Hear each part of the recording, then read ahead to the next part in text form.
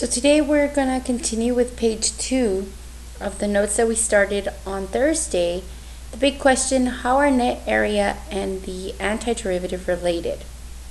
So we're going to be needing your graphing calculator for this, and then that worksheet that I gave you, the second page. If you were in third period, you got one that was very sort of not visible. It was very just blurry, not blurry, but you really couldn't see the stuff, the my ink was running out. Then I attached it, you can print it and you're good. First thing, what is the relationship between net area, g of x, and the function f of x? So again, we're going to define g of x as the integral from 0 to 3, but this time the function that we're looking at is 3. And sometimes that's kind of hard for students to understand, but I need you to know that this integrand here, this is the y equals, this is your f of x. This is f of x equals 3. Now there's no x, which is okay, because that just means that this is going to be a horizontal line at y equals 3. So what is f of x? F of x equals 3. And it asks us to make a sketch. I'm going to try really hard to make this a nice straight line. But the sketch of f of x equals 3 is basically going to be a horizontal line. Maybe I can use this tool instead. So I'm going to go perfect. There it is. Y equals 3. Okay? Shade the appropriate region as you complete the following table of values. Well, here's what's going to happen.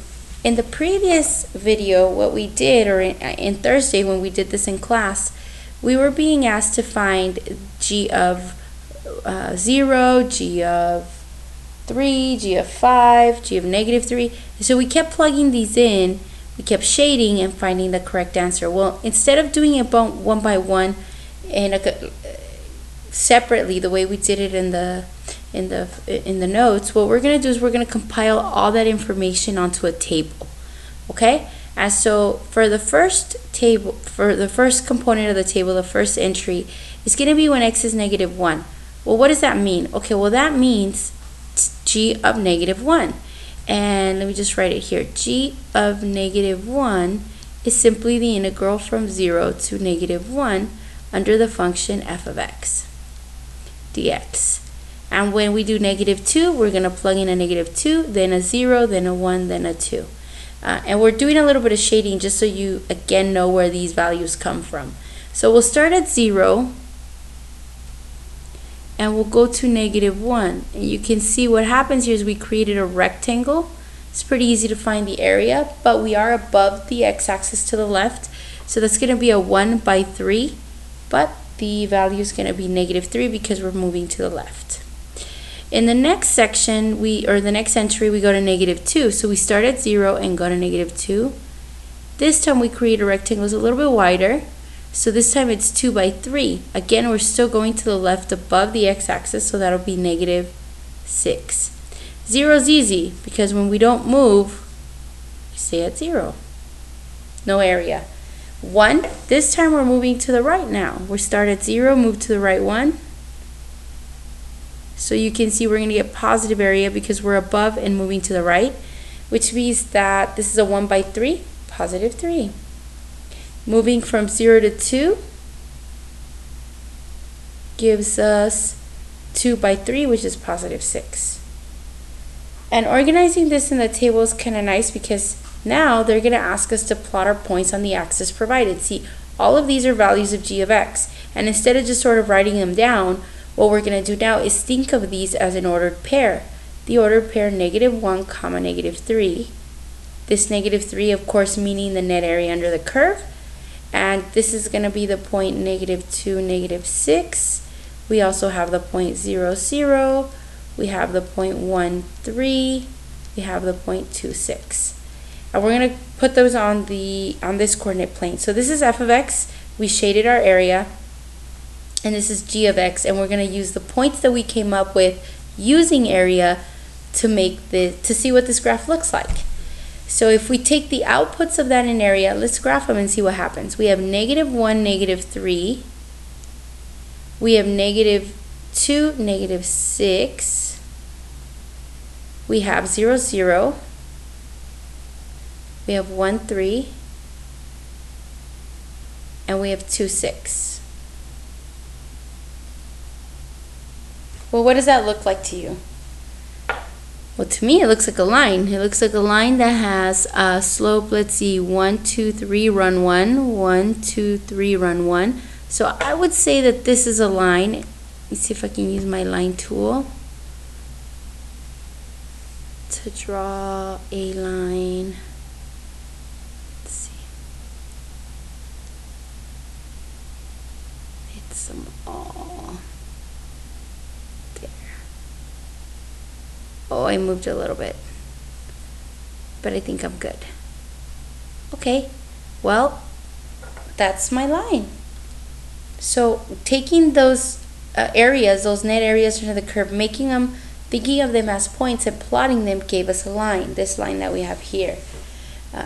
So that was C. For D, it says generate an equation for g of x. That would be this green line here that I just graphed that matches the scatter plot you created. Well, like I was saying earlier, to me, it seems like this has a rise of 3.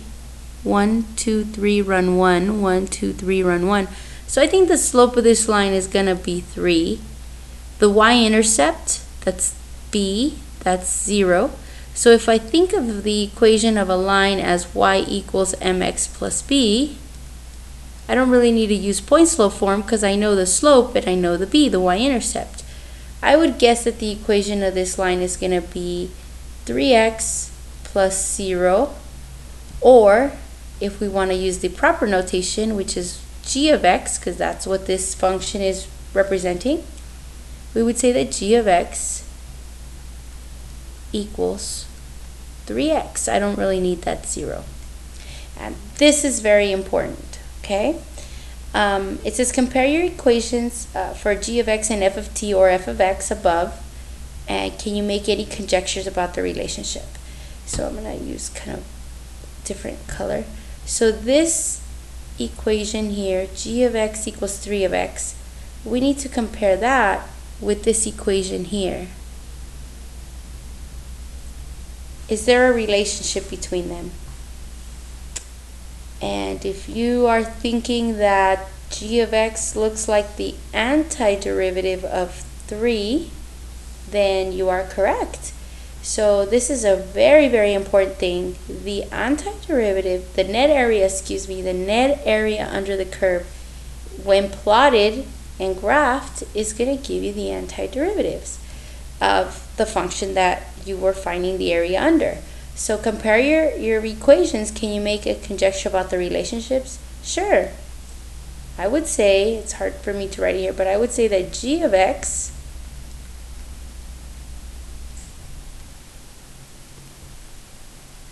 is the antiderivative, or not the, but one of them,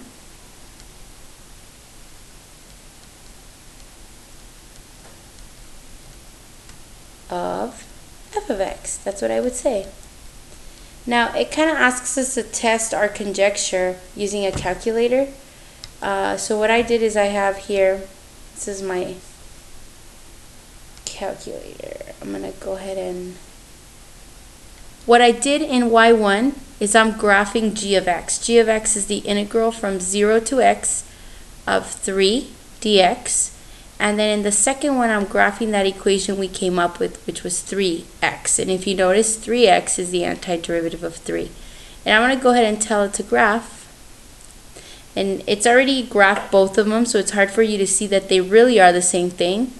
If I go to the table of values, let me set that up a little bit better so you can see that the values are the same. So it's confirming our suspicions that g of x is the antiderivative of f of x. There it is. So look, those y values are exactly the same. I guess it's easier to see. Exactly the same. y1 was that integral, that g of x, and the second one was 3x. So you can see that these two things are the same thing. So we've used our calculator to confirm it. Okay, well, let's move on to the next example. It says to repeat the steps we just did in the first one, but this time we're going to use 2t minus 2. So I'm going to go ahead and say, all right, we're gonna graph 2t minus 2. F of x, let's identify it first. The function inside is, I know right now it has t's, but we can use x's. 2x minus 2. So when you graph that, that's a slope of 2, a y-intercept of negative 2.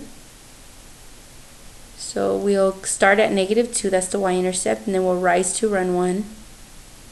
Rise to run 1. We can also go down to left 1 to give us some more points, down to left 1.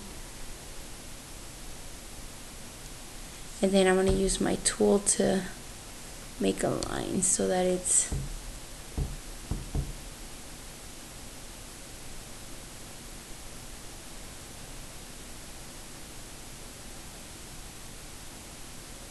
the best I can get. Okay, there it is. Just a tad, but I think I'm good. Okay, so that's my line. That's f of x, 2x minus 2. We're going to go ahead and find g of negative 1. Again, g is the net area starting at 0 going to negative 1. So if I start at 0 and I go to negative 1, you're going to see that I'm going to go let me change my color.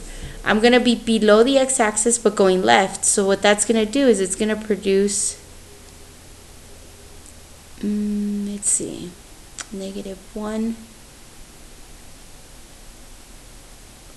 Give me negative 4. So it should be about here. It's hard to draw with this pen. It's going to kind of create a trapezoid here. But it is going to be positive because I'm below and going to the left. So you can compute the area using 1/2 base times height, 1/2 height times the sum of the bases. And the result should be positive 3. Okay, if you compute the area. So I'm going to go ahead and have you press pause just for a moment and have you go through.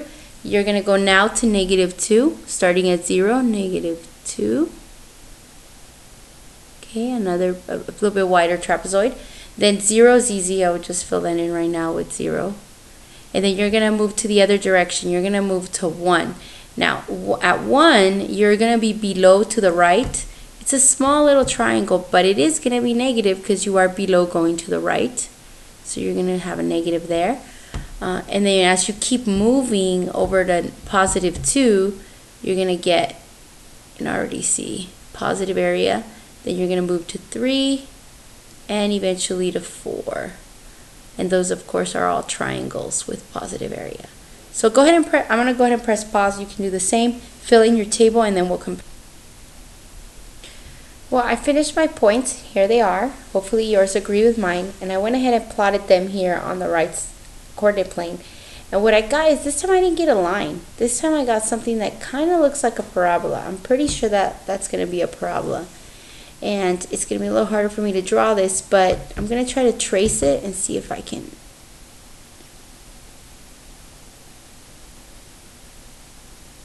get a good graph. And I'm supposed to try to guess what the equation of this parabola is, but instead of guessing, earlier we had said that if we took the net area under the curve, which is this here, these points, and graph them, that we would get the antiderivative. So I'm going to go ahead and take the inside, which is 2x minus 2, and I'm going to take the antiderivative of that function. So if it's 2x, the antiderivative, I would add 1 multiplied by the reciprocal. So that would be x squared, and 2 times the reciprocal of 2, which is a half, is 1. So g of x, I'm going to guess is, and I'm doing this using the antiderivative, I'm going to guess it's x squared minus, and this one is basically x to the 0 power, so I add 1 multiplied by the reciprocal, and that gives me 2x. I'm going to guess that the equation for g of x is x squared minus 2. And so I'm going to go to my calculator and test that and see if that's true. Okay? So in the calculator, I'm going to change that over. I'm going to go ahead, instead of 3, I'm going to type in 2t minus 2, which is how g of x is defined. And then I'm going to type in the antiderivative. x squared minus 2x and compare. I'm going to pause while I do that. You can go ahead and do that on your calculator. Okay, so I have here my calculator. I've typed in the g of x as it was given to me from 0 to x. I have to use x because the calculator works that way instead of t, but it means the same thing. And in y2, I put the antiderivative, and I'm going to go ahead and press graph and see what happens. Now you can already...